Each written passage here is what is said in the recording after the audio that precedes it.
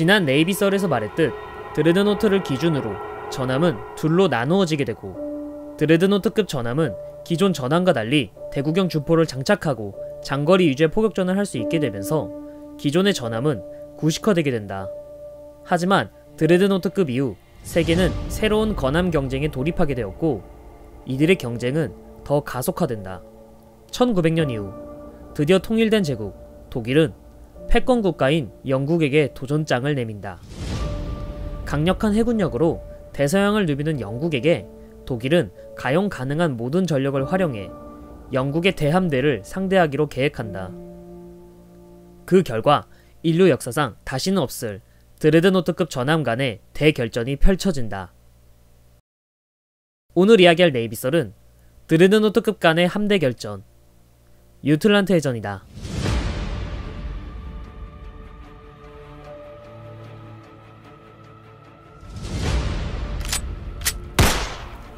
사라예보 사건을 방아쇠로 세계는 협상국과 동맹국으로 나눠져 전쟁을 시작하며 1차 세계대전이 시작하게 되었다.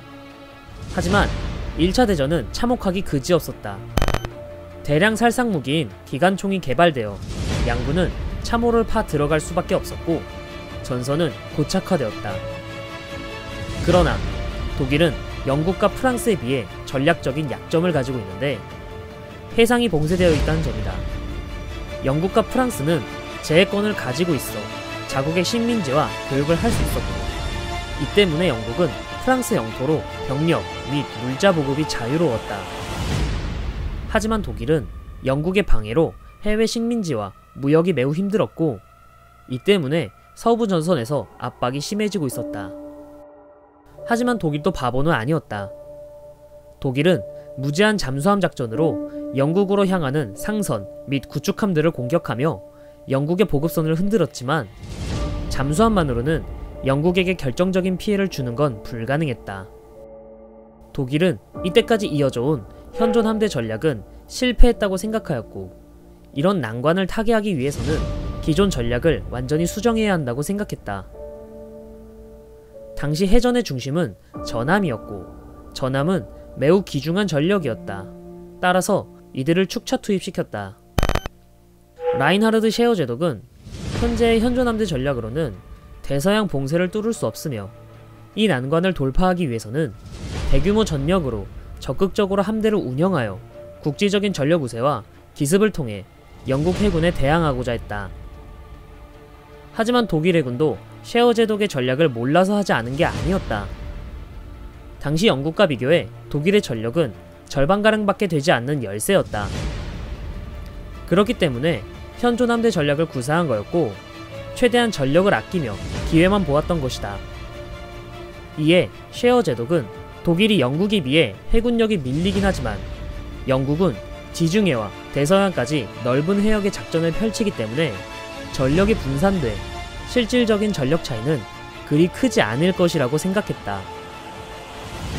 여기에 앞서 말했듯 당시 전세계 해군은 전함을 축차 투입시켰기 때문에 대규모 함대 전력을 출격시키면 쉽게 무력화할 수 있다고 생각했다. 그리고 1910년 5월 30일 14시에 독일의 대항함대는 출항한다.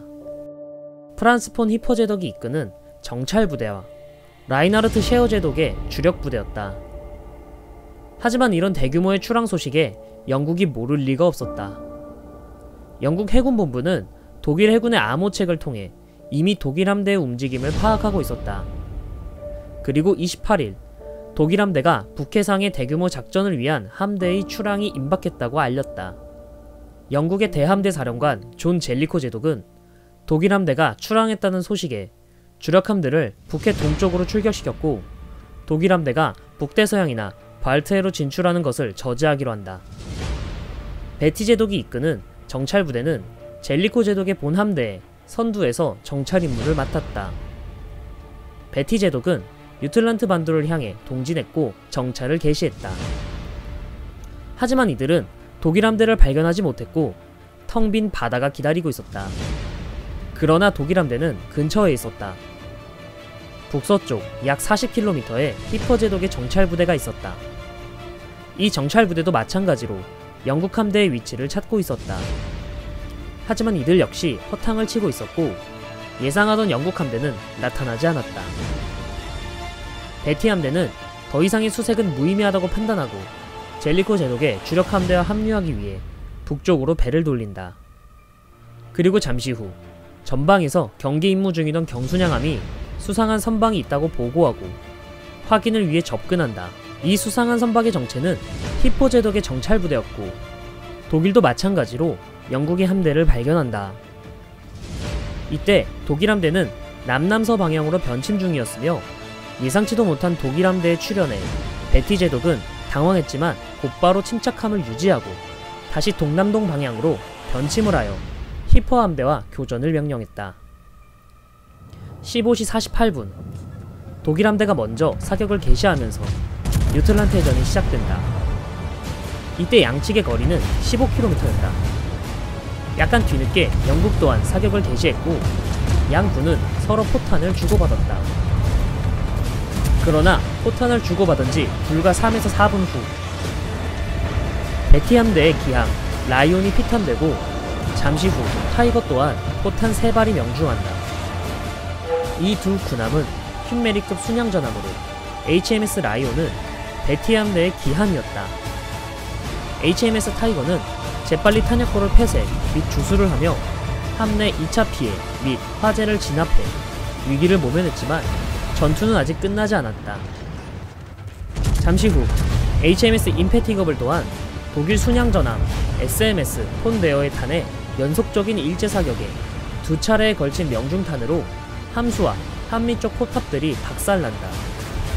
긴급 소리로 위기를 모면한 라이온과 타이거와는 달리 임페티거블에게는 운이 따라주지 않았다. 임페티거블은 탄약고가 피탄당하게 되면서 탄약고가 폭발을 일으켰고 결국 풍미박산이 나면서 첫 번째 침몰함이 된다. 임페티거블에는 총 1015명의 승무원들이 승함하고 있었다. 하지만 탄약고 유폭으로 인해 단 3명밖에 살아남지 못했다고 한다. 이렇듯 영국의 고전은 계속되고 있는 찰나 HMS 버럭, HMS 발리언트, HMS 말라야를 비롯한 드레드노트급 전함들이 독일 히퍼 부대를 후미에서 사격을 해 드디어 독일에서도 유의미한 피해가 발생한다. 독일의 폰데어가 이들의 포탄을 맞고 함수 포탑이 망가졌고 일부 구획이 침수된다. 베티 함대 또한 계속 응전했고 HMS 퀸메리의 탄이 독일의 SMS 자이틀리츠를 명중하여 중파가 된다. 그러나 이렇게 독일군에게 한방 먹인 퀸메리도 독일 순양전함들의 2번에 걸친 일제 사격으로 5발의 명중탄을 얻어맞고 중국 포탑의 탄약고가 유폭이 돼버린다. 순식간에 배수량 26,000톤의 함체가 마스트와 연골이 꺾어지고 포탑의 지붕이 30m나 날아갔다고 한다. 퀸메리도 임페티거블과 마찬가지로 1268명 중 8명밖에 살아남지 못했다고 한다. 16시 20분 빙햄 대령의 구축함 전대는 베티 함대의 불리한 전황을 듣고 12척의 영국 구축함들이 독일 함대에게 돌격해 어뢰 공격을 감행하려고 했지만 독일은 이를 막기 위해 경순양함 레겐스부르그를 중심으로 구축함 전대가 막아섰고 이들은 치열한 난타전을 벌인다. 이 교전으로 독일 구축함 2척을 격침시키는 데 성공했지만 독일 순양전함을 향한 어뢰 공격은 미비한 성과만 남긴다. 하지만 베티 함대의 보행은 여기서 끝나지 않았다. 교전하면서 남진하다 독일의 본 함대를 발견한 것이다. 사실 이건 히퍼 제독의 전략이었다. 히퍼 제독은 자신의 함대를 미끼로써 아군 함대의 사거리 내로 적을 유도하는 작전을 구상했었다. 그래서 영국 함대를 발견하자마자 함대를 남남서 방향으로 변침하라고 명령했고 베티 함대는 여기에 걸려들어 자신도 모르는 사이 독일 본함대와 가까이 접근하게 되었다.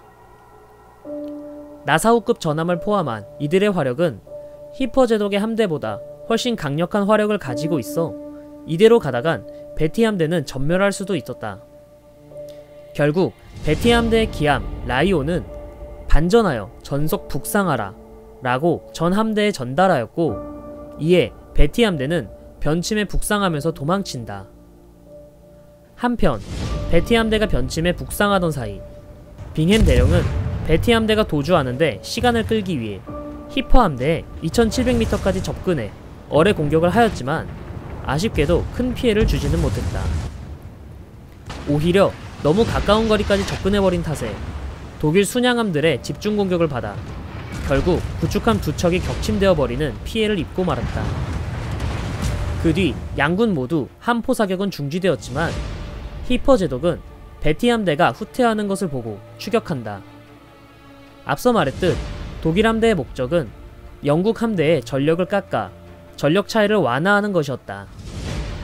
앞선 교전에서 히퍼 함대는 베티 함대를 상대로 압승을 했다고 할 정도로 큰 성과를 올렸고 베티 함대는 패잔병에 지나지 않았다. 이 기회를 틈타 공세를 펼친다면 독일 해군은 영국 해군의 봉쇄를 뚫을 수도 있을 것이다.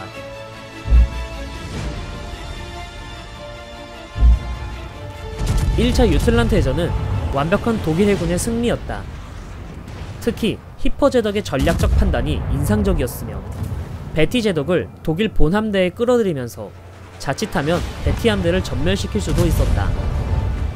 여기까지 전투 결과만 정리하면 영국은 순양전함 2척 격침, 3척 중파, 기타 수반함들이 피해를 입었지만 독일의 경우 순양전함 1척 중파와 구축함 2척 격침으로 영국에 비해 미미한 수준이었다. 하지만 아직 전투는 끝나지 않았다. 베티 제독은 독일 함대가 계속 추격해온다는 것을 알고 있었고 젤리코 제독의 주력 함대는 근처에 있다는 것 또한 알고 있었다. 영국 또한 이대로 당하고만 있지는 않았다. 본 게임은 이제 시작될 뿐이었다.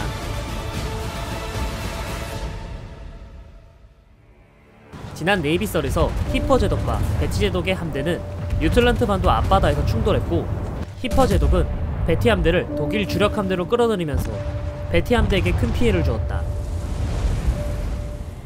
베티 함대는 후퇴하게 되었지만 아직 전투는 끝나지 않았다. 베티 함대의 후방에는 젤리코 제독의 주력 부대가 남아있었고 아직 이들의 위치는 독일에게 노출되지 않았다. 히퍼 제독에게 한방 먹은 영국 함대는 서력전을 준비하게 되고 이제 양측의 주력 함대는 부딪힐 수밖에 없게 된다. 오늘 이야기할 네이비썰은 본 게임의 시작 유틀란트 해전 2부이다.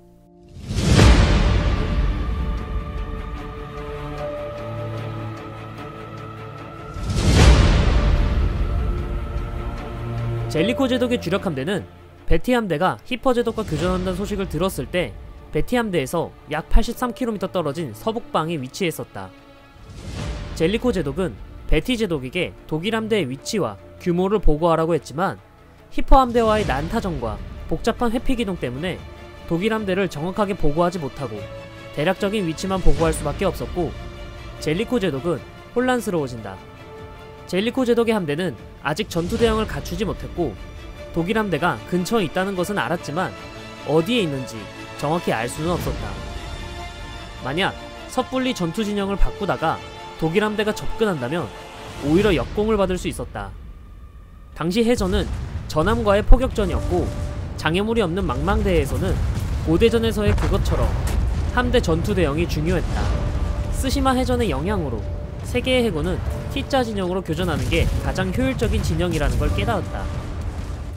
이 T자 진영에서는 아군은 모든 화기를 적에게 투사할 수 있지만 적은 화력 투사가 제한되기 때문이다. 이에 시간이 필요했던 젤리코 제독은 함대에게 곧장 전투 대응을 전개하라고 명령하지 않고 함대를 동쪽으로 이동시킨다. 때마침 베티 제독의 함대가 젤리코 함대의 시야에 잡히기 시작하면서 함대를 하나로 합칠 수 있게 되었고 이에 최종적으로 18시 10분에 전 함대가 동쪽으로 변침할 수 있었다. 한편 독일은 히퍼 함대와 라인하르트 셰어 제독의 함대가 합쳐져 북진하고 있었다. 이때 눈에 띈 전함이 있었는데 바로 영국 전함의 워스파이트였다. 베티 함대를 지원하기 위해 한 차례 교전을 했던 워스파이트는 후퇴하면서 가장 선미에 있었다. 문제는 앞선 교전에서 조타 장치가 고장을 일으켜 대열을 벗어나 크게 우현으로 돌며 낙오하였다. 이 때문에 전속력으로 달려오던 독일 함대는 워스파이트를 포착할 수 있었고 독일 함대는 워스파이트를 향해 집중 공격을 가했다. 이 공격에 워스파이트는 만신창이가 되며 독일에게 저항했지만 결국 전투력을 상실하게 돼버린다. 하지만 다행히도 기동성은 잃지 않아 도망갈 수 있었고 곧장 모항으로 기한하는 데 성공한다. 그리고 18시 21분경 우현 전방에 후드 제독의 제3순양전함 부대가 나타난다. 이들은 이전에 워스파이트가 공격받고 있다는 보고를 받고 독일 함대의 위치를 정확히 파악하여 전투 대응을 갖추었다. 후드 제독은 독일 대양 함대의 선두에 있는 히퍼 함대를 향해 사격을 명령했고 약 10km 거리에서 양 함대 간의 치열한 접전이 시작된다. 서로가 어지럽게 포탄을 주고받으며 다시 한번 난타전이 시작된다. 이때 히퍼 제독의 기함 데르플링게르급 순양전함 리초는 24발의 포탄과 한 발의 어뢰를 맞고 전투력을 상실한다. 하지만 튼튼한 장갑 때문에 그 자리에서 곧바로 침몰하지는 않고 히퍼 제독 및 승무원들이 대피할 시간을 번다. 하지만 영국의 사정은 달랐다. 독일 함대와의 난타전 중 후드 함대의 기함 인빈시블은 적탄의 집중 세례에 중부 탄약고가 관통당한다. 순식간에 탄약고의 탄약이 연쇄 폭발을 일으키며 엄청난 폭풍과 폭음과 함께 둘로 쪼개지며 순식간에 격침되고 만다. 순간적인 폭발로 승무원들은 피할 겨를도 없이 그대로 산화했고 이 폭발에 살아남은 승무원은 단 6명 뿐이었으며 후드 제독도 이때 사망한다. 이렇듯 히퍼 함대와 후드 함대의 난타전이 지속되는 와중 드디어 영국의 주력 함대가 독일 함대의 시야에 잡히기 시작한다. 기함 아이언 듀크를 필두로 한 대함대는 독일의 구축전대와의 거리가 너무 가까워 내격을 맞을 가능성이 있어 곧바로 추적하는 것이 아닌 독일 함대를 서쪽에서 보는 진영을 유지한 채 남진하기로 결정한다. 한편 후드 제독의 순양전대와의 한 차례 교전으로 자신들이 불리한 위치에서 교전하고 있는 걸 안 독일은 한 차례 서쪽으로 뱃머리를 돌렸다. 그런데 여기서 라인하르트 제독은 실책을 하게 된다. 라인하르트 제독 또한 젤리코 함대가 근처에 있다는 것은 알고 있었다. 이때 라인하르트 제독은 전열 후방을 가로질러 단숨에 동쪽으로 돌파하려고 했다. 문제는 라인하르트 제독이 받은 보고보다 젤리코 함대가 훨씬 북쪽에 있었다는 점이다. 젤리코 함대는 북쪽에서 독일 함대의 위치를 정확히 파악한 뒤 곧장 남진한다. 이로 인해 영국 함대는 독일 함대의 T자 진영을 갖추어 유리한 교전을 할 수 있게 된다. 라인하르트 제독은 자신의 실수를 빠르게 파악하고 함대를 지키기 위해 후퇴할 시간이 필요했고 히퍼 제독에게 잔존전력으로 적 함대에 돌격하라라고 명령한다. 이는 히퍼 제독과 예하 부대에게 사실상 죽으라는 명령이었다. 적 함대는 영국의 대함대이며 이들의 전력 앞에 히퍼 함대는 계란으로 바위치기였기 때문이다. 하지만 이것이 독일 함대가 후퇴하도록 시간을 버는 거다라는 의미를 파악한 히퍼 제독은 위험을 감수하고 명령에 순응한다. 19시 15분 젤리코 함대는 독일 함대에게 사격을 개시하며 히퍼 함대는 이들에게 저돌적으로 돌진한다. 이전과는 차원이 다른 화력 앞에 히퍼 함대의 순양전함들은 차례차례로 무력화돼가기 시작한다. 순양전함 데르플링게르는 후부 포탑 2기가 완전히 날아가고 폰데르 또한 함교가 피탄되면서 지휘부 장병들이 모조리 쓸려나갔다. 불리해진 전황에 히퍼 제독은 예하 구축함을 전방에 내보냈고 그들은 용감하게 뛰쳐나와 연막을 뿌리면서 저항했다.